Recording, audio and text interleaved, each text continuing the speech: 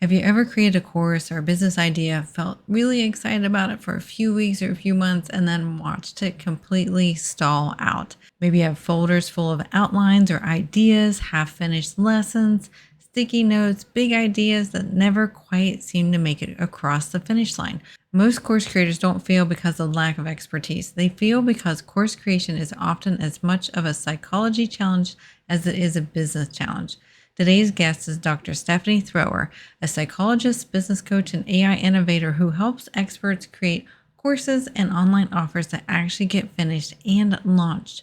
By blending over 15 years of psychology experience and practical AI insight strategies, she helps people overcome overwhelm, build momentum, and turn great ideas into real results. In this conversation, we're talking about why so many smart and capable people never finish the course they start, the hidden mindset barriers that get in the way, and how AI can help course creators and coaches move from idea to implementation faster than before. Let's dive in. Struggling to turn website traffic into real sales? You're not alone, and you don't have to figure it out all yourself. Welcome to Smarter Online Business, the podcast for course creators, coaches, and e-commerce entrepreneurs who want their websites to convert visitors into buyers without the tech overwhelm. I'm your host, Carrie Saunders, a website strategist and conversion expert with over 20 years of experience. Each episode delivers simple, proven strategies to help you generate more revenue and make your website your smartest sales tool. Welcome back to the show. Today we have a special guest with us, and her name is Stephanie Thrower. She's a psychologist, a business coach, and an AI innovator who helps experts create courses and online offers that actually get finished and launched. By blending over 15 years of psychology experience with practical AI strategies, she helps people overcome overwhelm, build momentum, and turn great ideas into real results. So welcome to the show, Stephanie. So happy to have you here. Thank you so much. I'm excited to be here. Yeah, what a great intro. Thank you. So I just gave a little brief intro, as you just mentioned about you. I'd love to know a little bit more about Stephanie. You can anything professional, personal, whatever you'd like to include that you think would be interesting would be great. Totally. Yeah, I'm a psychologist. I have a private practice that actually focuses on the intersection of maternal mental health and vocation. And so I talk about things that no one talks about, right? Like moms and work and managing all that stuff.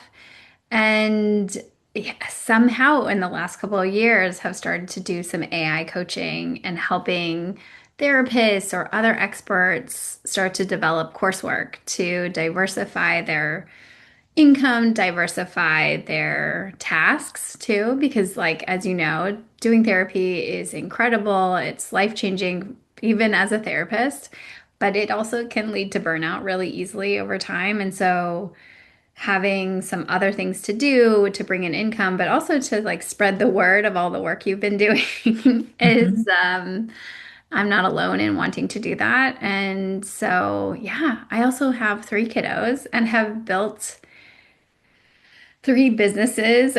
Like never expected I would become a business person really ever. But when I had my first daughter, I was like, yep, I'm gonna start a practice. And that has been a big part of my process of being a mom and being an entrepreneur. And also again, being like, how did that even come to be? But it has, right? Yeah. Yeah, I can actually totally relate to that because I started the business. Like, I think my trailer episode on the podcast was like, I started this with a 9 month old and a laptop, right? So, like, I built the business alongside having like kids, and that was my oldest. So, and we have three kids as well. And so, sometimes I've talked to other people and other women about what it's like to be a mom as well as a business owner. And I think, having that's really important for you to be able to relate to people and to talk to people about that because a lot of people don't, talk about the personal part of being a business owner. And it's not like there's hard cut lines. Business bleeds into family and family bleeds into business. Absolutely. I remember having my dietitian who I had worked with during my pregnancy, who is just like amazing. She also owned her practice, and she was very much the person that encouraged me to be like, you can do this. You don't have to go have someone else, like, you don't have to work for someone else. You can start a practice. But later on, she was like, yeah, even if you're working part-time, but you're also doing childcare part-time, she's like, you still have two full-time things happening. And it's a blessing to be able to control your time in so many ways, but it's also a lot, to be trying to shoot emails off or figure out how you're gonna be organized in your business. It's amazing and also sometimes really demanding. It really is. And I feel like there's such that balance. And we were kind of going a little off topic of what we're going to talk about, but I feel like it's also important for people to understand this and relate to it because it's such a balance to work. I don't want to say the words hard enough, but that's like the first thing that comes to my mind. Get enough of the things done in your business, yet still get enough of the things done as far as being a parent and being there for your child and nurturing them and all those things. Like it can be so like hard to balance that and figure that out. Well, and also you're super aware that you have a lot more choices, right? Like when you have a W-2, you get to blame so many people for your schedule or for the demands. When you have your own business, you kind of are looking in the mirror a lot of the time when it comes to blame and and so I think the pressure can be on. And being a mom, the pressure's on anyways, right? And so thinking about like my youngest is 18 months now and thinking about, okay, like how many days a week did I stay with my other two kids? Is it fair? How, like, now that I'm dealing with half days on Wednesday, like you're constantly kind of making those decisions, and trying to decide what's good enough. And it has different stakes than when you don't have kids, I think. Yeah, I agree. And the more kids you have, it just compounds, and it's not a linear compounding either, is it? No, no, it's funny. My therapy practice, like most of my clients have three, some four kids, which is like an interesting coincidence. Like I guess I think a lot about what it's like to have three kids or more. And yeah, you're right. It's a lot. Like every child into the family has its new adjustment, but we hit three and my youngest started moving, and I was like, I don't think I can do this, right? Like a year and a half after him being born, I was like, oh my gosh, I think we made a mistake. I can't handle all these moving parts. Yeah. Yeah. Well, and I think that leads into our first question pretty well. And, you've talked about, working in psychology and being a therapist forever, like 15 years. And I feel like, smart people and capable people might start a course, they might start a business, they might start a program, they might have all these ideas, but they never finish them. I mean, even we're kind of hinting to it now. There's so much family that can go in behind that to make that not happen. So, why do you think most smart, capable people might start some ideas, business ideas, whatever it might be, whether it's a course or a program or something, and not get it finished? What happens? Well, I think that a lot of us are still kind of bound to our time, right? Like we're seeing clients for a certain rate, or we have packages that have like a certain number of hours. And so I think that it becomes really hard to invest this extra other energy into something we're not sure is going to actually succeed. And so it's like that combination of the self-doubt that like what if this doesn't even do anything, and also being like this keeps going down on the priority list, right? Like I've got a client crisis, I've got a family crisis, like I'm kind of putting those fires out, and it's hard to invest that extra energy into a space where there's like a little bit of like faith in can I do it, is it going to be good enough, like all that jazz. So it's a lot, it's overwhelming. Well, and I found, at least for me, and I don't know if you can relate too, whenever I first started this business, I was 25 and I was just like, I can do it, right? And, like I had absolutely no fear. It was kind of like, the little kid wanting to go ride that bike for the first time, just go, go, go, right? And you just try. And if I fell over, I was like, okay, I'm getting back up. I'm gonna try again. But I feel like now that I'm older and more experienced, whenever I do try to do something new, like build that course or build that new thing for my business, I way overthink it and I like because I've got the business already established, I'm like, this has got to be perfect. It's got to, I've got to, stay up to my standards I've already built to myself. Whereas when I was first starting out, I was like, oh, well, nobody knows me. So if I mess up, oh, well. Did you see some of that too? Oh yeah, it's perfect. I've been reading a book. Like literally there's a chapter about the value of being an amateur. Like I think there's like a Charlie Chaplin quote of like none of us live long enough to not be amateurs. And I think that energy we forget that. We do have some success or we have these standards for ourselves, for our especially people who I think who are established therapists that I work with or have doctorate degrees and are like, oh my gosh, I'm going to go try to sell this thing and I'm going to be so awkward in selling it that even if it's like the perfect course, people will watch me stumble or be like awkward or creepy, like all the things. And so yeah, I don't think we give ourselves room to grow and make mistakes. And I think the stakes are like it feels harder because sometimes it's in plain sight with marketing where people see, you're going to come out initially and you are going to be awkward because you're not used to being on camera or selling yourself. I still struggle, but the overthinking piece is, I think, about protecting ourselves from failing, right? Right. Yeah.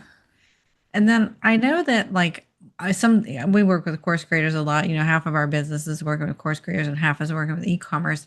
And I find, especially with the course creators and coaches, they just feel like they don't have time to build a course, even though they really want to. And I know from my experience, it's not necessarily the time that's the real problem. Do you have like some insight, as a therapist or psychologist, like what could be going on in their brain that might be making them think that they actually really don't have the time when they probably actually do? Totally. That's such a good question. I think that I can even give myself as an example right now. So I've been wanting to build kind of like a community, it's maybe a school community to have for people who have already finished my bigger program or who are not there yet in their marketing to like invest in the larger, okay, I'm going to build my course, right?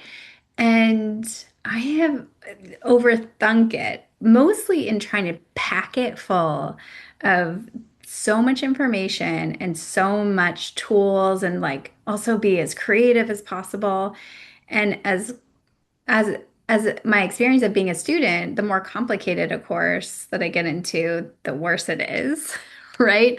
Or the more overwhelming it is, the more less like the less likely I'm going to engage and feel like you can jump into it and start to actually go through it.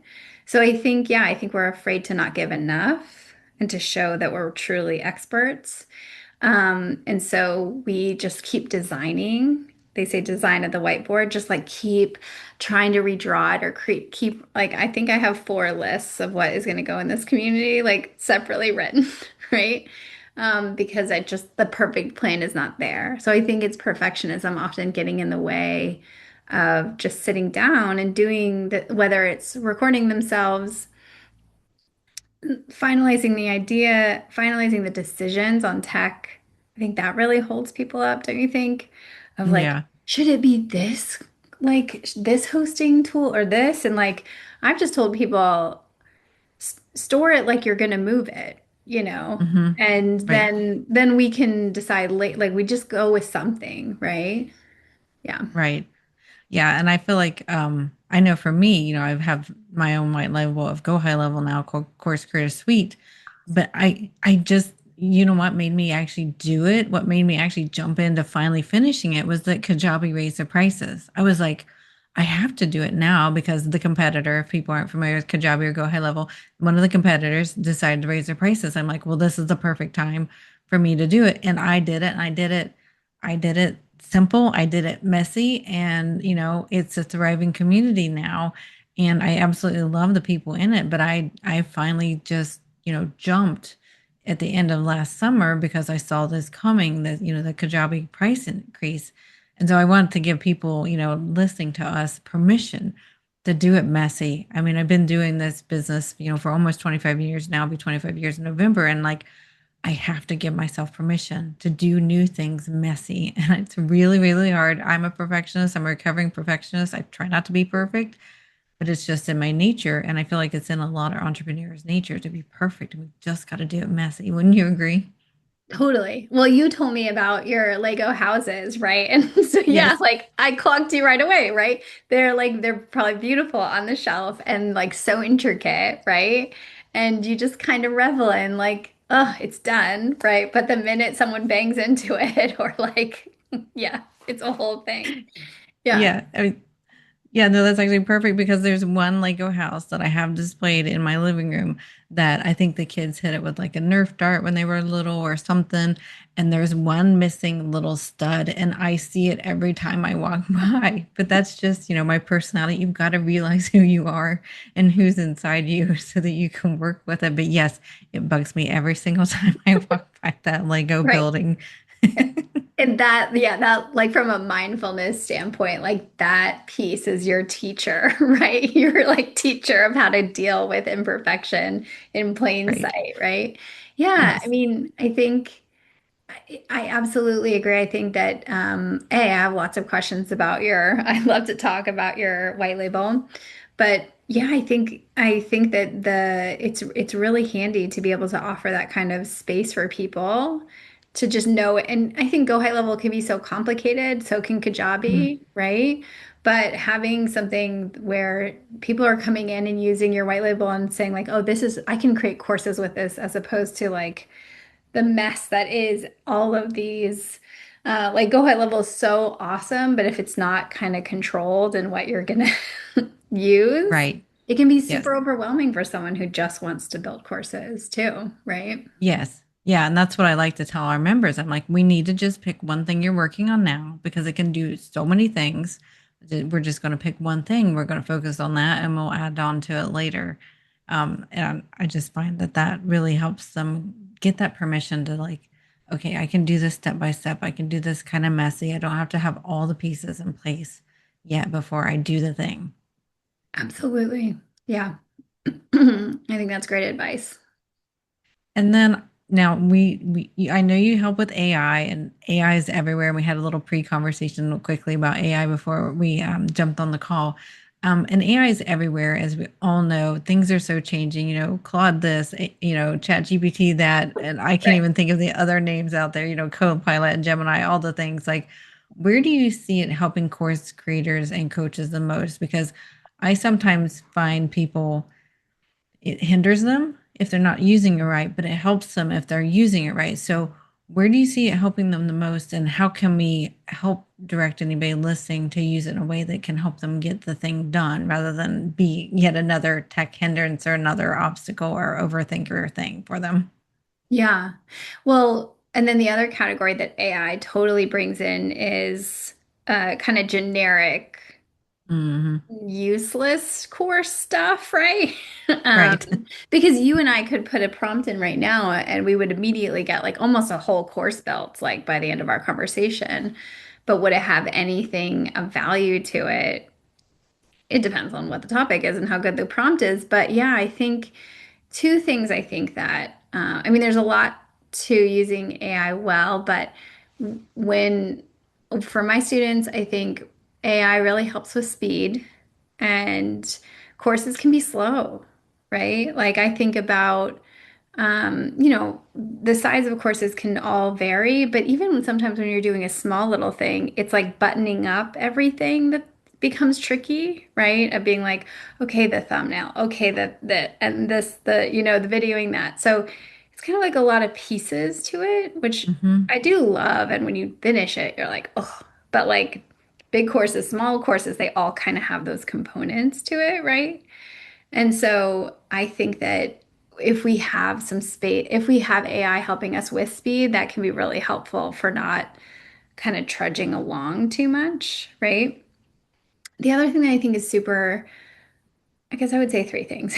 I have my students go through a pretty like a longish assessment process where I just have a Google Doc where I gather a ton of important information that I think is essential for the course building process. Like, you know, who are they, what their frameworks are, what their ideal clients are. All that information is starts to shape all the outputs. And so if we don't have the depth of information that's necessary, then whatever comes out from AI can be shallow or not very helpful or Mhm. kind of miss who they are and their brilliance, right? So assessment is really like you adding really good stuff to AI really changes things and starting to have good questions back and forth. And then I think the third thing that I like to do is help people build AI tools for their course.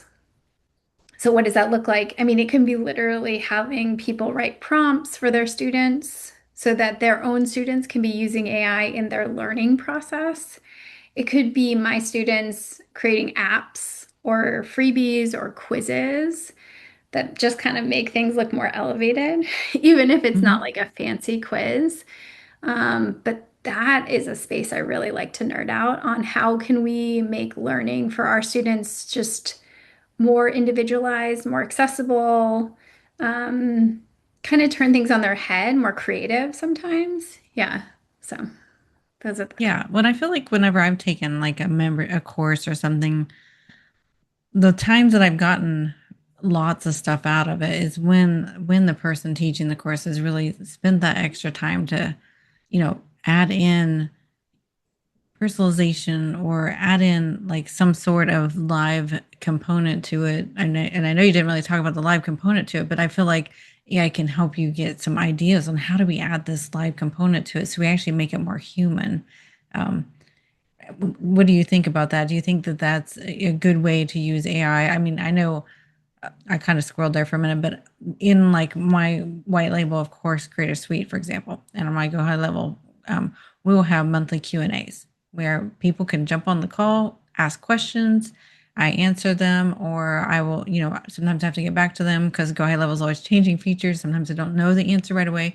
But then what I do is I take that transcript, I put it into AI, I've trained it to understand what I want to do with the transcript, and then it'll spit back to me each person's name and their question, and then a summary underneath and the timestamp. That way, when people go back to watch the replay, they can go find, okay, my question was at 14 minutes in, and they're not spending all their time. So I'm shortcutting their time to learn too. So, what do you think about like tactics like that? Do you help people do that in like their courses or in their memberships, use AI in that manner so that it can be still more human but more effective and timely for the user? Yeah, I mean, I think that we're very wary of AI not feeling human, but the intention of a tool can be so human, right? So if I am trying to save my students time, if I have a little AI chatbot that you can ask any question about what's in the course, where it is in the course portal, where the lecture is that we talked about this one thing, like that's so empathetic, right? And that's just like an instructional design issue, right? Of me thinking about the priorities of my students. So I think that AI can be used in lots of cool ways to really meet the emotional needs of, Mhm. and I think that's what the AI itself is not human, but it's like the instructor behind it. And like you said, you're saving your students time. They can search their name immediately. They're not, like there's a lot of ways in which it can free us up to be more present, I think, as learners and as teachers. And the other cool thing is you can automate that process. So Mhm. then you start to get relieved of any burden of like post call. So you feel free when you show up. You're not like, oh, I got to do work afterwards. You're like, oh, yeah, like I'm here. I'm totally here. And then I'm going to go deal with the mess that's inside the house, right? Like whatever it is. Right. Yeah. Yeah. And I love how it can help me. You really hit the nail on the head there. It can help me be really present on that call because I don't worry about noting when somebody asked a question or whether they got the answer or whatnot. I've got it all in the transcript, and I've got AI trained to process it for me. It's Absolutely. my little mini assistant. Um, Yeah. so I think thinking of ways how can we use AI to help bring the more human to it, really, is what we're doing here. Yeah, I mean, I think we've expected our brains to work like machines for a very long time. And so if there's ways we can like not get lazy in our thinking, but put aside some of that mental work that's not necessary and actually dive deeper or be more present, that would be ideal.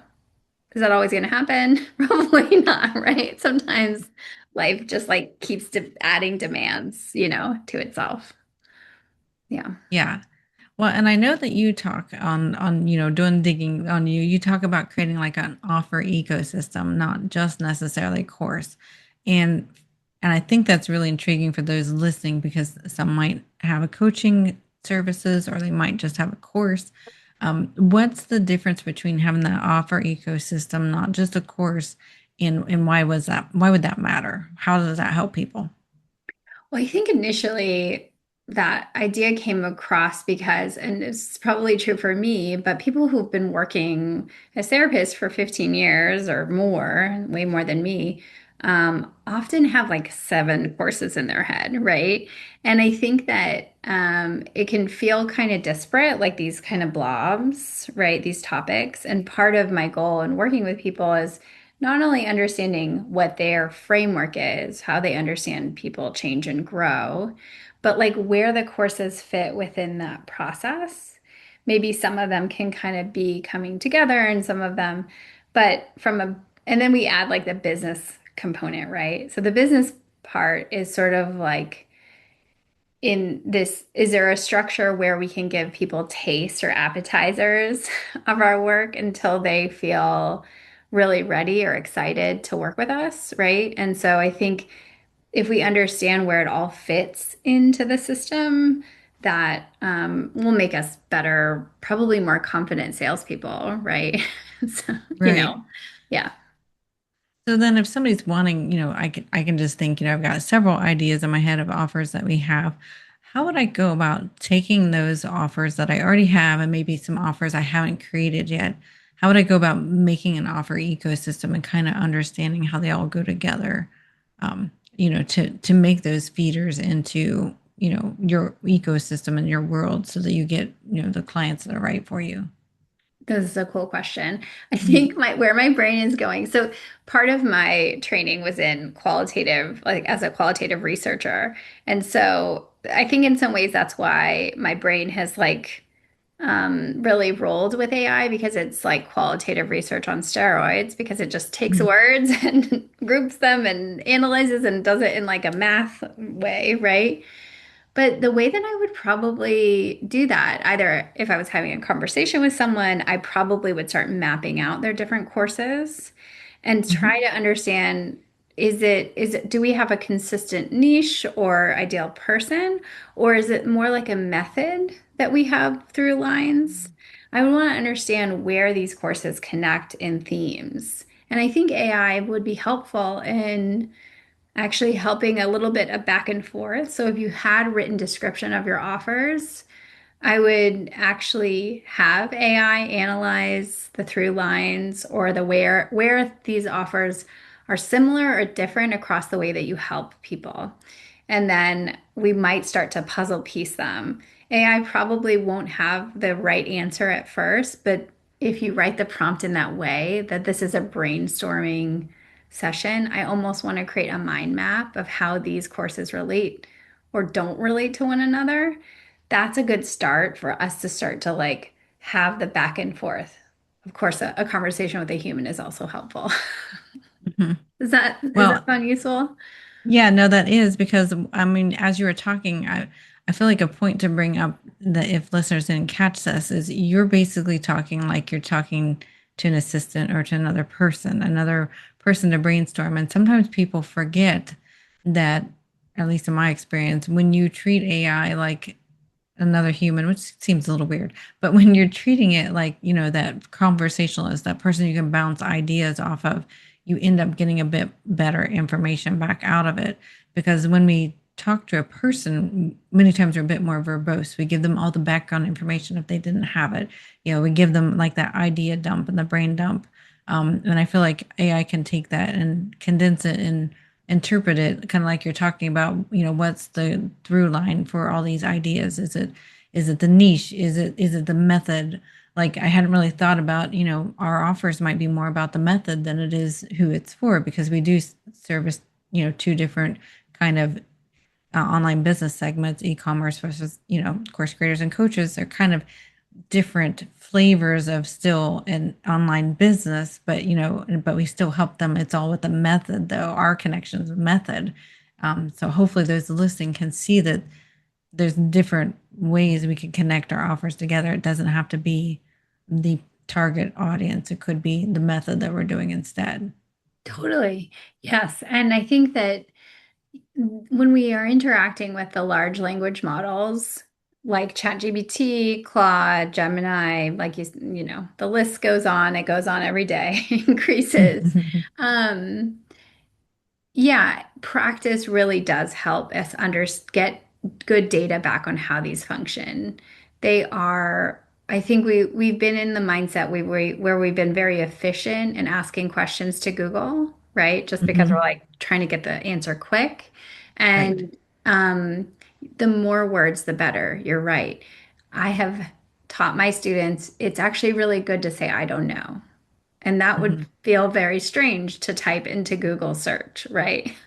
Right. Or even in journals, like I ask questions in those assessments, people might be at a point in their business where they're not sure exactly what their ideal client would say because they haven't Mhm. tuned in enough or they haven't like gotten enough research back. And so saying I don't know actually really helps the model understand where you're at and your thinking, which is feels counterintuitive from the way we've grown up, I think, with technology. Yeah, and I never thought of telling it that I don't know. So that's like kind of a good point. Like, I have never thought of that. And I do think something else people might not consider doing, and I love your take on this, is many times I'll ask it, what else do you need to know from me before completing this task? And a lot of people don't think about doing that. But that's what we would do to an employee or a human that, is helping us with a task. We'll ask them, what else do you need to know? Or they'll just naturally ask, but AI doesn't always naturally ask you what other information it might need from you. So I think your point of telling it you don't know the answer, and then, I'd love to hear, do you use it in the way I say, where you ask it if it needs more information? I feel like thinking of those type of things to say to it is a bit more out of the box as far as what you see in the mainstream. And I think it really helps you get a better result. Absolutely. I think sitting down and like having a sense of why you're using AI is always good. It's a good question Hmm. to ask yourself. Am I brainstorming? Am I needing to get an outline done? Am I needing to, whatever it is, orienting yourself to your goal is super helpful.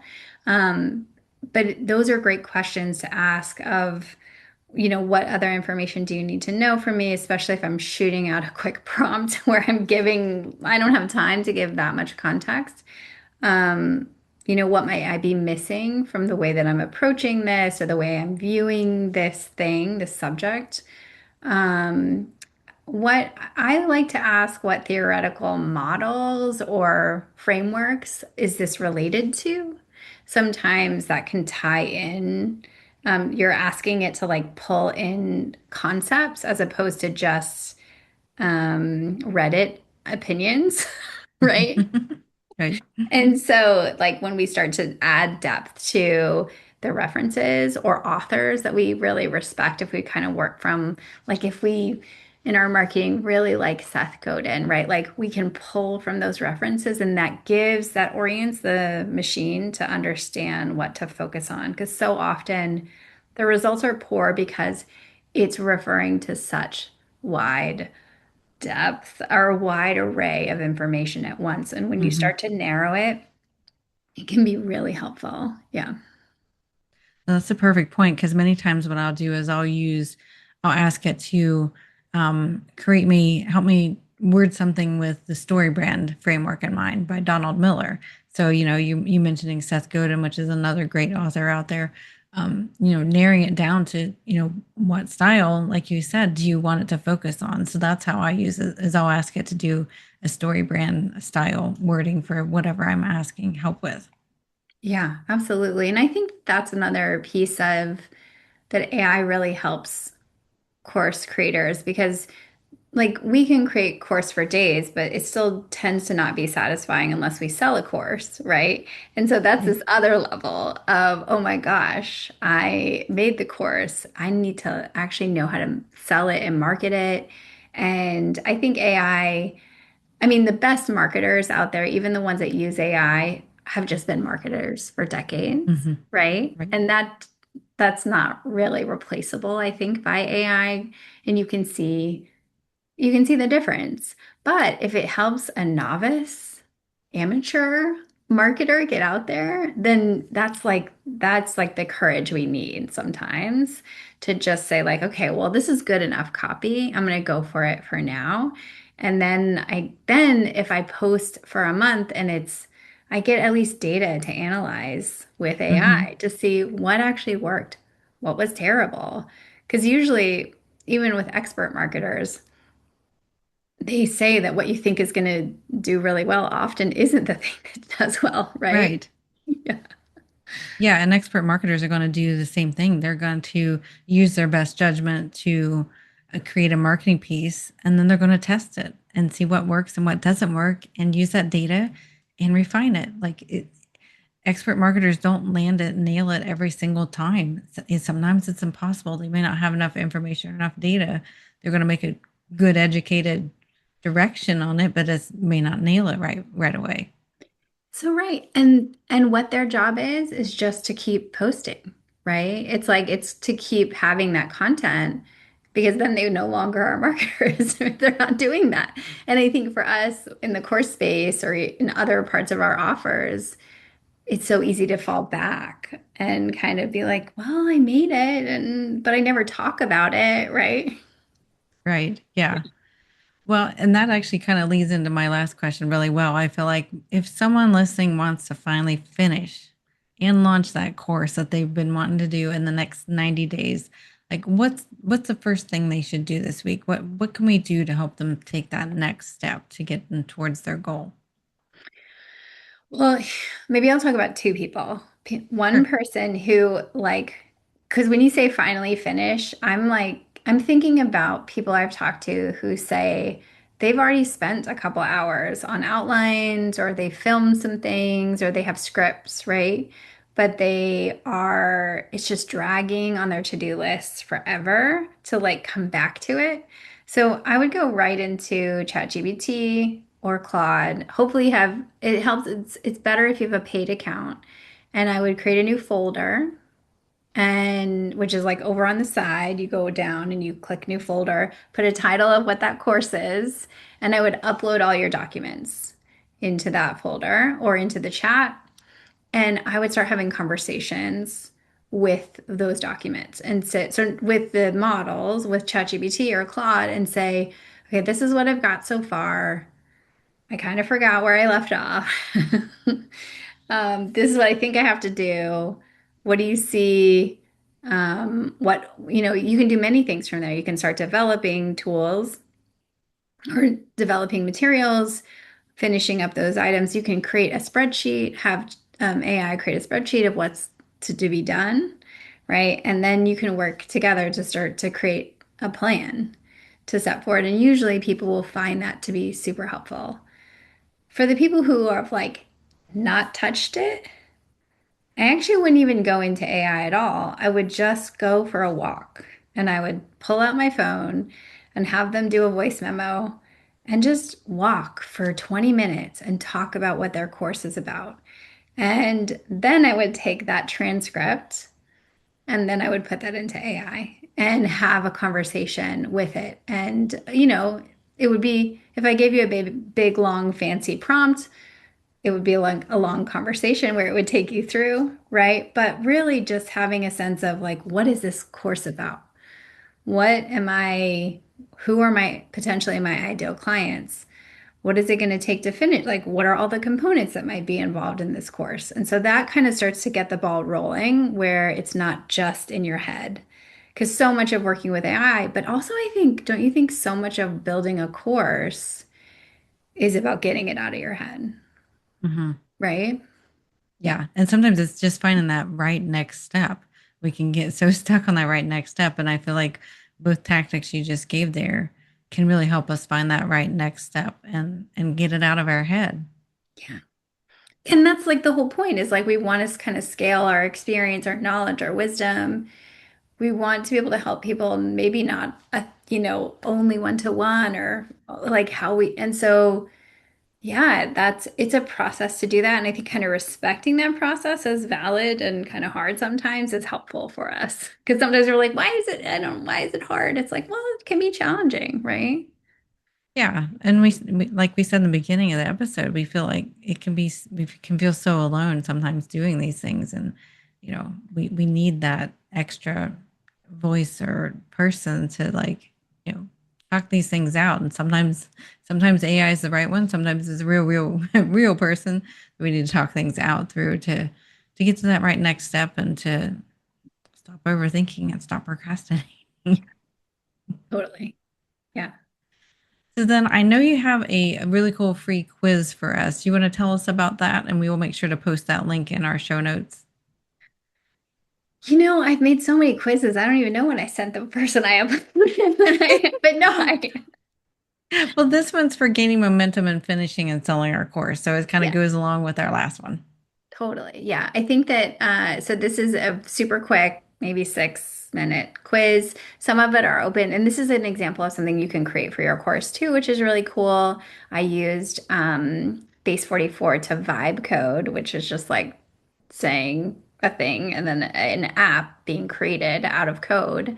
And so it was like all my idea, created the prompt in AI and then put that into Base 44 and it built an app for me, which is like a quiz, 6, 7 questions. Some of it is open response, which is really cool because it will use your quotes. But the point of the quiz is to kind of diagnose what is getting in your way of finishing your course and launching it. And in that, it kind of helps to give us some key problem solving that we can approach once you complete it. Yeah. So, but it doesn't take too long, which is great. That sounds really great. It sounds like a really great way to get unstuck. Sometimes we just need a little outside perspective or, a result from a quiz to be like, oh, yeah, I think I actually already knew that. I just needed it to be told to me again. Because I Yes, find that to happen to me a lot. Is I just need to be told again the same thing sometimes, or, yeah, have a fresh perspective on it. totally. I Well, agree. thank you so much, Stephanie, for being on our podcast today. I thoroughly enjoyed our conversation, and I think our audience is going to enjoy it and find a great way to either to use AI and to, get the darn thing done and get that, course built and maybe even make an ecosystem out of it where they can serve their clients and their customers so much better and feel more fulfilled themselves. Awesome. Thank you so much for having me. Wasn't that such a great conversation with Stephanie? One of my biggest takeaways from this conversation is that finishing a course isn't usually a technology problem. It's rarely a lack of knowledge, it's more often a momentum problem. It's perfectionism, overthinking, trying to do too much all at once, or getting stuck wondering if the course is good enough before anyone has ever even seen it. I love Stephanie's perspective on using AI as a support tool rather than a replacement for expertise. The goal isn't to remove the human element. The goal is to remove unnecessary friction so that you can focus on sharing your knowledge and helping people. If you've been sitting on a course idea, a training program, or an offer you wanted to create for months or maybe even years, I've been there before. Hopefully, this conversation gives you a little bit of encouragement to take that next step. And if you'd like help identifying where you can build momentum in your course creation journey, be sure to check out that quiz that Stephanie has for us, and we will have the link to that in our show notes. Thanks for joining us again today, and we will see you next week.